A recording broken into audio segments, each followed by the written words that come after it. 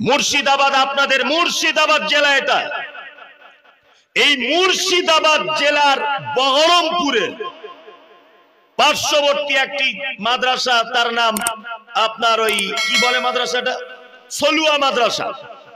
দেখেছেন সলুয়া মাদ্রাসা, নাম শুনেছেন? বেলডাঙ্গার কাছে সলুয়া মাদ্রাসা। এই সলুয়া মাদ্রাসায় কিছুদিন আগে বলছে এখানে সন্ত্রাসবাদের শিক্ষা হয়।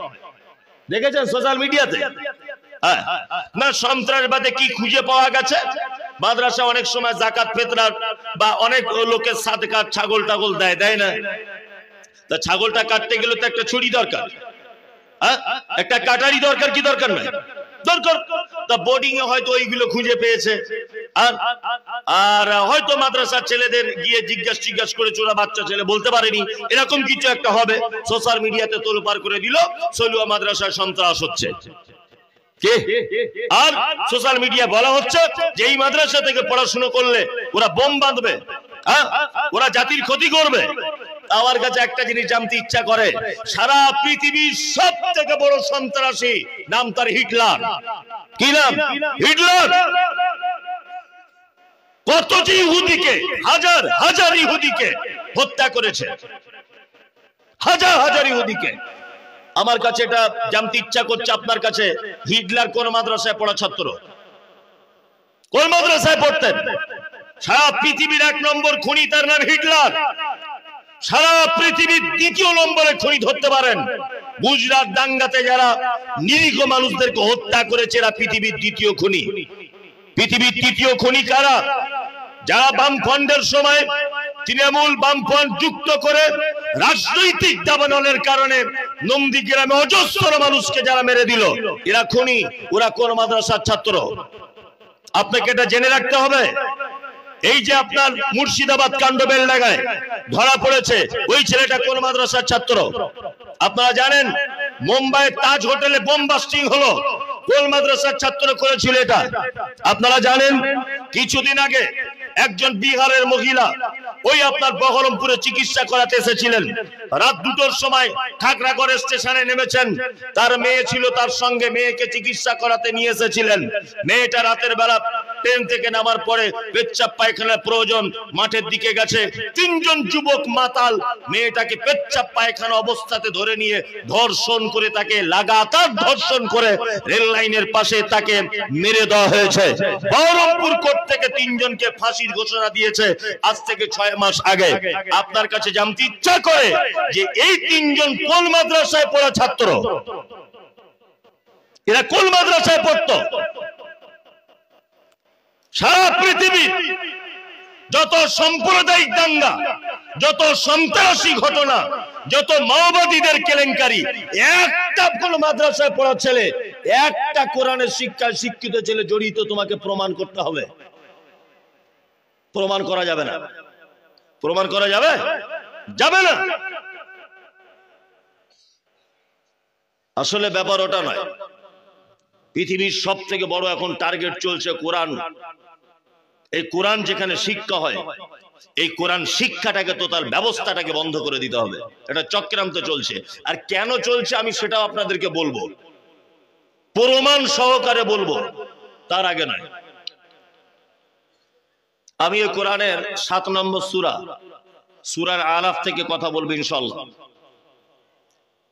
ব্যস্ত হলে বলবেন, ছেড়ে দেব। আরাফ, প্রতিটা সূরার নামকরণের পিছনে একটি ঐতিহাসিক প্রেক্ষাপট আছে, আছে না?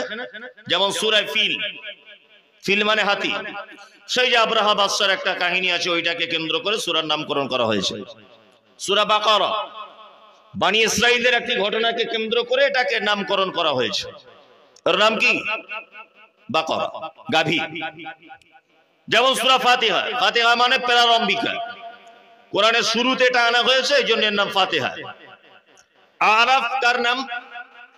জান্নাত, আমার দিকে ফিরুন, জান্নাত আর জাহান্নাম, এর মাঝখানে একটি জায়গা আছে, তার নাম আরাফ। মোরগের মাথাতে ফুল হয় না মোরগের পায়ে ফুল হয়? কোনটা? মাথায়। এই মোরগের মাথার ফুলকে কি বলা হয় আরবিতে জানেন? উরফুদ্দিক, অর্থাৎ উচ্চ স্থানের ফুল। আরাব শব্দ হচ্ছে উচ্চ স্থান। আরাব মানে কি? উচ্চ স্থান। এটা একটা জিনিস জানা হয়ে গেল। জান্নাত জাহান্নাম মাঝখানে একটা জায়গার নাম আরাফ। এই সূরাতে আল্লাহ এই মাঝখানের আরাববাসীদের ব্যাপারে আলোচনা করেছেন। নাম্বার 2, আর একটা জিনিস আপনাদেরকে আজকে নতুন করে জানিয়ে দিই, সেটা হচ্ছে এই, আচ্ছা এই গল্প করছো কেন? এদিকে ফেরো।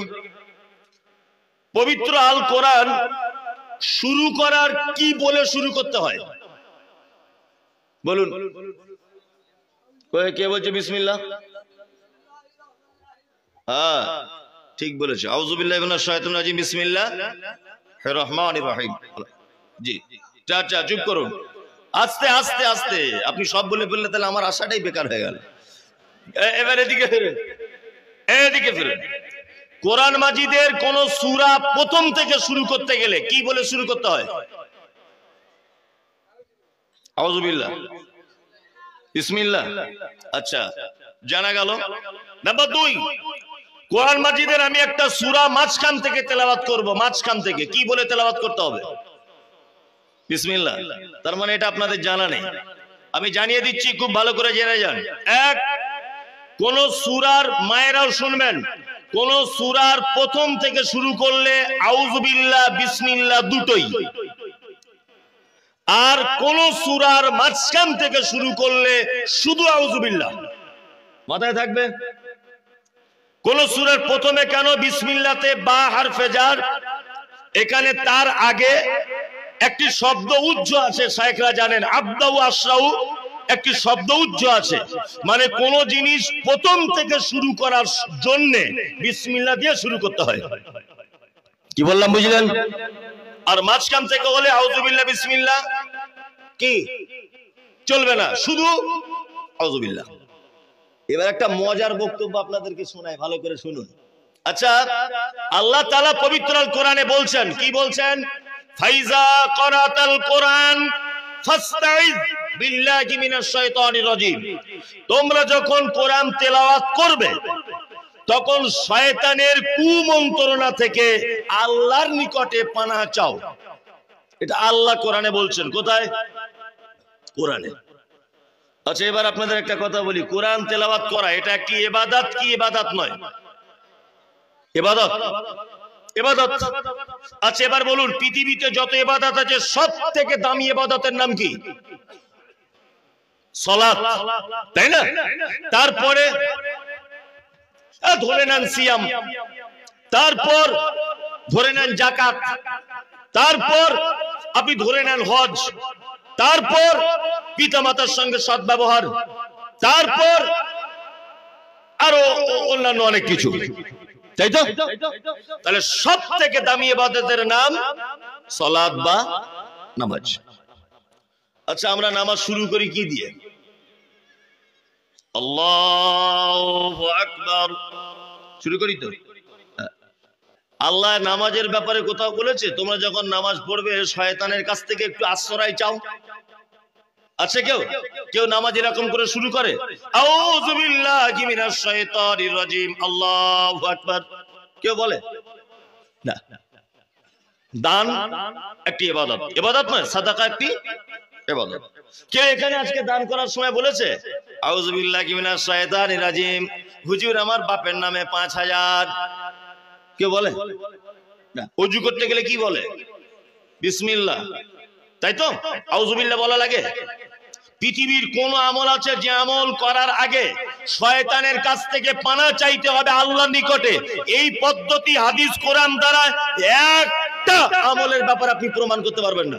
অনলি ওয়ান, কোরআনের জন্য আল্লাহ সুবহানাহু ওয়া তাআলা বলেছেন তোমরা যখন তেলাওয়াত করবে তখন তোমরা শয়তানের কাছ থেকে পরিত্রাণ চেয়ে নাও আল্লাহর কাছে। কি বলছি বুঝতে পারছেন? এটা কেন জানতে ইচ্ছা করে? তাহলে বলবো, বলি কেন আউযু বিল্লাহ পড়তে হয়। এই দেখুন, আল্লাহ তাআলা আদম আলাইহিস সালামকে তৈরি করলেন। আমি কেটে কুটে দিয়ে ঘটনা বলছি। জান্নাতের ভিতরে রাখলেন। এখন জান্নাতে রাখার পর আল্লাহ তাআলা তো অন্তরের কথা বুঝেন, জান্নাতের ভিতরে আছে আদম, কিন্তু ভালো লাগছে না, উসপিস উসপিস করছে। আল্লাহ বুঝতে পেরেছেন একটা বউ দরকার। বউ ছাড়া আদম ঠিক থাকবে না, তাই না? আপনার আমার কি হয়, আজকে জলসা শুনে বাড়ি যাবেন, আপনার বোন আছে, আপনার বেটা আছে, বেটি আছে, মা আছে, বাপ আছে, সবাই আছে, আপনার বুড়িটা বাড়ি নাই, কি মনে হবে? সারা বাড়িটা যেন ফাঁকা মনে হবে, কি হবে না? হ্যাঁ। তা আদম আলাইহিস সালাম জান্নাতে উসপিস উসপিস করছেন, আল্লাহ বুঝতে পেরেছেন একটা বউ দরকার, ওর হাড্ডি থেকে তৈরি করলেন কাকে? হাওয়া আলাইহিস সালামকে। দুজনকে তৈরি করলেন। তৈরি করার পর তার আগে আদম কে সেজদা করার ব্যাপারে শয়তান তো ইবলিস হয়ে গেল, আবা ওয়াস্তাকবারা ওয়া কানা মিনাল কাফিরিন, কোরআন শব্দ এসেছে। আদমকে সেজদা ফেরেশতারা করেছিল, করেনি কে? মিস্টার ইবলিস, এ সেজদা করেনি। আল্লাহ তাআলা জান্নাতে আদমকে হাওয়াকে রাখলেন, সঙ্গে ইবলিসকেও রাখলেন। আল্লাহ এবার বলছেন আদমকে, আদম তোমরা দুজন জান্নাতে সবকিছু করবে, ওই গাছের ফলটা খাবে না। কি গাছের ফল খাবে না? এখন শয়তান এটা বুঝতে পেরেছে। তখন আল্লাহ কথা বলার পরে তখন শয়তান আদমকে বলছে, পাগল কথা, কি মিষ্টি জানিস, তোরা বেশি করে খেয়ে নিবি বলে আল্লাহ মানা করেছে, লিখে খেলে যা। স্বামী স্ত্রী যুক্তি করে দুজনা খেয়ে নিয়েছে, শয়তান কুমন্ত্রণা দিয়েছে, খেয়ে নিয়েছে। যখন খেয়ে নিয়েছে আল্লাহ তাআলা বলছেন, চল বেরো জান্নাত থেকে, বেরো, বেরো দুজনে জান্নাত থেকে বেরো, যা সবাই বেরো জান্নাত থেকে বেরো। আদম আলাইহিস সালামকে পাঠালেন কোথায়? ভারতে। কোথায়? ভারতে। যদি বলছেন হুজুর শ্রীলঙ্কায়, এই বোকা, শ্রীলঙ্কা তখন ভারত ছিল। যারা আমাদেরকে বলছে এনআরসি করে তোদেরকে ভরে দেবো ডিটেনশন ক্যাম্পে, যারা বলছে সিএ করব, যারা বলছে এদেশ থেকে মুসলিমদেরকে আমরা অনুপ্রবেশকারী হিসাবে দেখছি, দেশ থেকে বার করে দেবো, শুনে রেখে দাও, এই দেশে আমার বাপের 14 পুরুষ নয়, পৃথিবীর আদি মানব তিনি হচ্ছেন আদম আলাইহিস সালাম, এই দেশের নাগরিক ছিলেন, এই দেশে প্রথমে পাঠানো হয়েছিল। তুমি কি আমাদের ডকুমেন্টস দেখবে? হ্যাঁ, তুমি কি আমাদের ডকুমেন্টস চেক করবে? আমাদের বাপ আদম পর্যন্ত দেশে ফেলেছিল আল্লাহ। হাওয়াকে ফেলেছিলেন কোথায়? জিদ্দাতে। কোথায়? জিদ্দা। এবার দুইজন দুই মাথা থেকে ভুল করেছে, তো দোয়া করছে। কি দোয়া করেছিলেন? রব্বানা যালামনা আনফুসানা ওয়া ইল্লাম তাগফির লানা ওয়া তারহামনা লানাকুনান্না মিনাল খাসিরিন। দুজনা দুই দিক থেকে যখন দোয়া করছেন, আল্লাহ তাআলা তখন বলছে, যা তাদেরকে ক্ষমা করে দিলাম, এতবার যখন বলছি যা ক্ষমা করে দিলাম। আউযুবিল্লাহ পড়তে হয় কেন সেটা বলছি, মনোযোগ দিয়ে শুনুন, অনেক মজা আছে তে লাস্টে। আল্লাহ তাআলা ক্ষমা করে দিলেন। এবার আল্লাহ আদমকে হাওয়াকে ডেকে বলছে, তোমাদের দুজনকে পৃথিবী নামক একটা জায়গাতে পাঠাবো, দুজনকে যেতে হবে।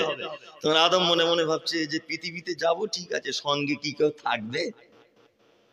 একবার তো ইবলিস জান্নাতে থেকে বার করে দিল ভুল করে, সঙ্গে কি কেউ থাকবে? আল্লাহ তাআলা বলছেন সঙ্গে ইবলিস থাকবে। আদম বলছে তাহলে আর মনে হয় হলো না, আর মনে হয় হলো না, জান্নাতে যাওয়া আর হলো না। আল্লাহ তাআলা আদমের মন খারাপ দেখে বলছে, আদম শোনো, তোমাদের দুইজনকে পৃথিবীতে আমি এমনি ছেড়ে দিব না, তোমাদের সঙ্গে একটি কিতাব দেব। এই কিতাব অনুযায়ী যদি তোমরা চলো, তাহলে পৃথিবীর কোন শয়তান তোমাদের পথভ্রষ্ট করতে পারবে না। শয়তানের কানে খবর গেছে যে তাহলে ওদের দুজনকে কিতাব দিচ্ছে, গাইড বুক, দাঁড়াও তোমার গাইড বুকের 12টা বাজাবো। ওই জন্য আপনাদেরকে একটা কথা বলি, আদম থেকে নিয়ে ঈসা আলাইহিস সালাম পর্যন্ত যত নবী এবং রাসূলকে আল্লাহ তাআলা কিতাব দিয়েছিলেন, প্রতিটা কিতাব শয়তানি করে সমস্ত কিতাব পরিবর্তন করেছে। তার একটা প্রমাণ বলি, ঈসা আলাইহিস সালামের কাছে কোন কিতাব এসেছিল? ইনজিল। ইতিহাস ঘেটে দেখুন, ইনজিল অবতীর্ণ হয়েছিল ইয়ারমিক ভাষাতে, পরবর্তীতে ট্রান্সলেট করা হয়েছে হিব্রু ভাষাতে। সারা পৃথিবীর কোন জাদুঘরে, সারা পৃথিবীর কোন হাই এডুকেটেড মানুষের বাড়িতে, সারা পৃথিবীর কোন দামি কক্ষে ওই ইয়ারমিক ভাষার ইনজিল আজ আর নেই। বর্তমানে খ্রিস্টান ভাইরা তারা যে বাইবেল ব্যবহার করে, আর দাবি করে এই সেই বাইবেল যেটা নবী ঈসার কাছে এসেছিল। এই মুমতাজুল ইসলামের কথা দায়িত্বহীন ভাষাতে বলছি, ও বাইবেল ওই বাইবেল নয় যেটা ঈসার কাছে এসেছিল। ঈসার কাছে এসেছিল যে বাইবেল, যে ইনজিল, ওটা আরামিক ভাষাতে অবতীর্ণ, পরবর্তীতে ট্রান্সলেট করা হয়েছে হিব্রু ভাষাতে। বর্তমান খ্রিস্টান ভাইরা যে বাইবেল ব্যবহার করে, এই বাইবেলটা খ্রিস্টান ভাইদের নিজস্ব যাজকদের দ্বারাতে তৈরি করা বাইবেল। শয়তান পরিবর্তন করে দিয়েছে। ঈসা আলাইহিস সালামের পরে কোন নবী এসেছেন? মুহাম্মদ সাল্লাল্লাহু আলাইহি ওয়াসাল্লাম। মুহাম্মদ সাল্লাল্লাহু আলাইহি ওয়াসাল্লামের কাছে কোন কিতাব এসেছে? আল কোরআন। শয়তান তখন মনে মনে ভাবছে মুসার কিতাব পরিবর্তন করেছি, ঈসার কিতাব পরিবর্তন করেছি খ্রিস্টানদেরকে দিয়ে, এইবার মুহাম্মাদের কিতাবটা পরিবর্তন করে দিলেই আমার খেল খতম, কারণ মুহাম্মদ শেষ নবী সাল্লাল্লাহু আলাইহি ওয়াসাল্লাম। তাহলে জাতি এবার পথভ্রষ্টতার মধ্যে চলে গেল। শয়তান খুব বগল বাজাচ্ছে। এখন আল্লাহ কোরআনে আয়াত অবতীর্ণ করলেন, ইন্না নাহনু, আল্লাহ তাআলা বলছেন ইন্না নাযালনা যিকরা ওয়া ইন্না লাহু লাহাফিজুন। আমি এই কোরআন অবতীর্ণ করেছি, এই কোরআন সংরক্ষণের দায়িত্ব আমি আল্লাহ নিজে হাতে নিলাম।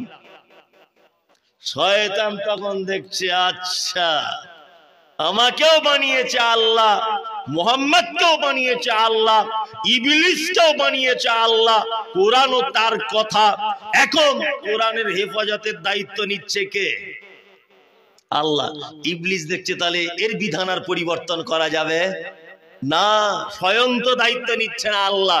তখন ইবলিস মনে মনে ভাবছে এক কাজ করা যাবে। এই দেখুন আপনাদেরকে একটা কথা বলি, ধরে নেন এটা জলসার হ্যান্ডবিল। এটা কি? জলসার হ্যান্ডবিল। এর ভিতরে কে প্রধান বক্তা, কে দামি বক্তা, কে কম দামি, কে সভাপতি, কিসের কারণে জলসা, কোন গ্রামে জলসা। আচ্ছা বলুন তো, আমি এটা খুলবো তবে তো বুঝতে পারবো, না দেখে বোঝা যাবে? যাবে না। ইবলিস শয়তান দেখছে আরে মানুষ কোরআন পড়বে তবে তো তার বিধান জানতে পারবে, যাতে কোরআন না পড়ে সেই ব্যবস্থাটা আমি করব। কি বলছি বুঝতে পারছেন না? সেই ব্যবস্থা কে করবে? হ্যাঁ, ইবলিস করবে। আর ইবলিস করছেও তাই। তাহলে এখন কি করতে হবে? ওই জন্য যারা মাদ্রাসার ছাত্র, আমরা সবাই জানি যে, শুনেছি যে মাদ্রাসার ছাত্র মানে খুব বদমাইশ, শুনি না? বলি কি? আমরা বলি না? বলি। তোমার ছেলে ইংলিশ মিডিয়ামে পড়ে তো ইবলিসের মাথায় কোনো গরম নেই, জানে ও এমনিতে পথভ্রষ্ট হয়ে যাবে, ওর বলা লাগবে না। হ্যাঁ, তোমার ছেলে গান শেখে, শয়তানের কোনো মাথা খারাপ নেই। তোমার ছেলেটাকে মাদ্রাসায় ভর্তি করো, কোটি কোটি শয়তানের পিছনে লেগে থাকবে। কোরআন পড়া ওকে শিখতে দেওয়া যাবে না, যে কোনো ভাবে হোক কোরআন পড়া থেকে ওকে দূরে সরিয়ে আনতে হবে। ওকে দিয়ে না পারলে এবার ইবলিস দেখছে আমার দ্বারা যদি অসম্ভব হয় তাহলে অমিত শাহর মতো লোককে একটু ফিট করি। আমি তো একা পারবো না, তাহলে দিলীপ বাবুকে একটু ফিট করে দিই, শুভেন্দু বাবুকে একটু ফিট করি, আর কটা মিডিয়া, গোলাম মিডিয়াকে কিছু ফিট করে দিই, যে মাদ্রাসায় গিয়ে শুধু কুটুর কুটুর করে বলবে সন্ত্রাস হাবি যাবি, সরকারি ভাবে বন্ধ করে দিই, তাহলে আর কোরআন পড়া হবে না। কি বলছি বুঝতে পারছেন না? শুনুন, কোরআনের দায়িত্ব নিয়েছে কে? কে? আল্লাহ। এটা কথা শুনে রেখে দেন, কোরআন দায়িত্ব নিয়েছে আল্লাহ। এই কোরআনকে পৃষ্ঠারের আকারে, বই আকারে দায়িত্ব নিয়েছেন আল্লাহ, এ কথা নয়। কোরআন আল্লাহ সংরক্ষণ করবেন কিভাবে তার জ্বলন্ত প্রমাণ সারা পৃথিবীর কোন ধর্মগ্রন্থর একটা হাফেজ খুঁজে পাওয়া যায় না। আজকে যদি ভারতবর্ষের সরকার বা সারা পৃথিবী যদি একতাবদ্ধ ভাবে কোরআনকে যদি আগুন দিয়ে, পেট্রোল দিয়ে যদি জ্বালিয়ে দেয়, এই মুমতাজুল ইসলামের কথা বলছি, সাতটা যতক্ষণ টাইম লাগবে ততক্ষণ সময় দিলেই হবে, অজস্র কোরআন আমরা ছেপে দিতে পারবো ইনশাআল্লাহ। পারবো কি পারবো না? আরে মুর্শিদাবাদী হাজার হাজার হাফেজ। আল্লাহ বলছে কোরআন তোরা পুড়িয়ে দিলে কি হবে? আমি সংরক্ষণ করেছি হাফেজদের মস্তিষ্কে, ব্রেনে। হাফেজদের ব্রেনে কোরআন সংরক্ষণ করেছি। কি বলছি বুঝতে পারছেন? পৃথিবীর সব থেকে শয়তান বেশি রেগে যায় যে ছেলে মাদ্রাসায় কোরআন শিক্ষার জন্য যায় তাকে দেখে। কি বলছি বুঝতে পারছেন? তার একটা জ্বলন্ত প্রমাণ আপনাদের সামনে তুলে ধরছি, 1 মিনিট, তাহলে আপনার বুঝতে সুবিধা হবে। আমাদের মাদ্রাসায় একটা ছেলে নতুন করে ভর্তি হয়েছে, নতুন। যেদিন থেকে ভর্তি হয়েছে ওই দিন থেকে কি হয়েছে রে? আপনার লালগোলার এখানেই বাড়ি, আমি নাম বলবো না, তাহলে ওর মা হয়তো এখানে আছে, কষ্ট পাবে। এইখানেই বাড়ি, আশেপাশে লালগোলা, এই পন্ডিত মন্দির এইদিকে। আমি যে আরে বাবু তোর কি হয়েছে? বলছি হুজুর আমার পেটে লাগছে খুব। তো আমি আমার মাদ্রাসা শিক্ষকদের বললাম একটু গাড়ি করে ওকে ডাক্তার দেখিয়ে দিত। এক সপ্তাহ যাবৎ ডাক্তার দেখাচ্ছে, ওর এক সপ্তাহ এরকম করে আছে, এরকম করেই যাচ্ছে। তা মনে মনে ভাবছি তা আমিও তো মাদ্রাসায় পড়ার ছেলে, আমিও তো চিজ কম নয়, তোকে আমি সহজে ছাড়ি, চল তোকে হসপিটালে ভর্তি করব। আমার ড্রাইভার এখানে আছে, জিজ্ঞেস করুন, আমার নিজের গাড়িতে করে ওকে আমি কোলে করে তুলে হসপিটালে ভর্তি করেছি বারাসাতে। শয়তান কতদূর কোরআন শিক্ষার ব্যাপারে মানে মাথা গরম হয়ে থাকে সেটা আপনাকে দেখাচ্ছি। হসপিটালে ভর্তি করেছি, আর আল্লাহর ফয়সালা তো চূড়ান্ত। আর ওকে যে ট্রিটমেন্ট করছে ওই মেয়েটা মুসলিম, ওর বাড়ি বহরমপুরে, ওর নেম প্লেটে লেখা আছে। এখন ওই বাচ্চাটা যখন ডাক্তার জিজ্ঞেস করছে, বারবার ডাক্তার, মহিলা ডাক্তার জিজ্ঞেস করছে বাবু তোর কি হয়েছে, দুজনের ভাষা সেম, তখন ডাক্তার বলছে আমারও বাড়ি বহরমপুরে আর তোর বাড়ি লালগোলায়, একই জায়গার লোক আমরা, সত্যিটা বল বাবা কি হয়েছে তোর? ওই ইয়ং মেয়ে, ডাক্তারটা খুব ইয়ং আর কি, মানে বিয়ে শাদী হয়নি দেখে মনে যাচ্ছে, অল্প বয়সের মেয়ে, যাই হোক। তা ওকে মোটামুটি 4 ঘন্টা যাবত সিলাইন দিচ্ছে, ইঞ্জেকশন দিচ্ছে, যন্ত্রণা সারে না। আমি মনে মনে ভাবছি ছোটতে পড়েছি রাজার মনের অসুখ, এ কি তাই হলো? হ্যাঁ, আমি ওই মেয়েটাকে একটু সাইডে ডেকে নিয়ে বলছি বোন তুমি যদি কিছু না মনে করো। তখন এই মেয়েটা বলছে হুজুর আপনি আমাকে বোন বলছেন, আমি লজ্জায় কিছু বলতে পারছি না, আমার মা একদিনও আপনার বক্তব্য না শুনে ঘুমায় না, আপনাকে আমি চিনি। আরে মমতাজুল ইসলাম তো আছে, ইয়েস মমতাজুল ইসলাম, চিনি আপনাকে, ভালো করেছ। আমি ওকে সাইডে ডেকে বলছি তোমাদের এখানে কি পুরাতন অপারেশনের কোনো যন্ত্রপাতি আছে? তো বলছে হুজুর আছে। আচ্ছা অপারেশনের যাবতীয় যন্ত্রপাতি তুমি পাত্রে করে আনো। তারপরে দেখছি ওর রোগ কি হয়েছে, আমি ধরছি। ওই মেয়েটা সব যন্ত্রপাতি এনে, এই বড় বড় ছুরি কাঁচি সেলাই করা মেশিন বুঝলেন না, সব এনে একটা বাসন করে, আল্লাহর কসম বলছি ঘটনা হাসানোর জন্য বলছি না, মিথ্যা নয় সত্য, নিয়ে ওর সামনে রেখেছে। ও তখন বলছে হুজুর এগুলি দিয়ে কি করবে? ছেলেটা আমাকে বলছে আচ্ছা ওপেন সার্জারি, তোর বুক কেটে দেখা হবে ভিতরে আছে কি, তোর বুক কেটে এখনই দেখা, পুরো চিড়ে দেওয়া হবে, মাঝখান থেকে পুরো চেরাই কল, এখনই পরীক্ষা হবে। তখন বলছে হুজুর একটা কথা বলবো। যে কি? বলছে আমার পেটে কিছু হয়নি, আমার মায়ের লেগে মন কেমন করছে, আমার মায়ের লেগে খুব টেনশন করছি। আচ্ছা তোর কি বাড়ি বউ আছে রে, তুই টেনশন করছিস? ছেলেটার নাম বলবো না, আলহামদুলিল্লাহ 13 পারা ছেলেটা হিফজ করছে, নুরানি কায়দা থেকে শুরু করেছে। তখন আমি মনে মনে ওর গায়ে হাত বোলাচ্ছি আর বলছি মারবো না তোকে, কোনো ভয় নেই, তবে তোর তো কোনো দোষ নাই, দোষ হচ্ছে ইবলিশ শয়তানের। ও তোকে কোরআন পড়ানোর হাফেজ থেকে দূরে সরে আনার জন্য তোর পিছনে লেগে লেগে আজকে সিলাইন পর্যন্ত পৌঁছে গেছে, কিন্তু আমিও তার উপরের বদমাইশ তোকে ছাড়বো না, তোকে হাফেজ করতেই হবে যেমন হোক করে। এখন 13 পড়া চলছে আলহামদুলিল্লাহ। তার মানে আপনাকে আমি এটা বোঝাতে চাইছি, সেটা হচ্ছে এই শয়তান কোরআন পড়া যদি কেউ দূরে থাকে এই যে কত আনন্দ পায়, কারণ কোরআন পড়বে তবে তো দিনের ব্যাপারে জানতে পারবে, আল্লাহর বিধান। তোর পড়া থেকে দূরে সরিয়ে রাখবো। শয়তান জয়লাভ করেছে কি করেনি? এই কথা বলুন, করেছে। আনন্দবাজার পত্রিকা পড়েন, দ্য টেলিগ্রাফ পড়েন, আপনি ম্যাগাজিন পড়েন, আপনি দৈনিক কোন পত্রিকার সঙ্গে যুক্ত, কিন্তু হতভাগা মুসলিম তুমি 365 দিন একবারও কোরআন খোলার টাইম পাও না, তোমার বউও পায় না। কোরআন খোলার টাইম এসেছে আর কয়েকদিন পর সবে বরাতে রাত্রিতে পড়বে, আর কয়েকদিন পরে আসছে, তাই না? কোরআন তুমি পড়তে জানো না। আউযুবিল্লাহ তাহলে কেন পড়তে হয় বলে দিলাম, বিসমিল্লাহটা বলবো না, অন্য কোথাও এলে বলবো, মনে করে দেবেন। এবার আমি সূরাটা শুরু করছি। আল্লাহ তাআলা বলছেন আলিফ লাম মিম সাদ, কোরআন মাজিদ।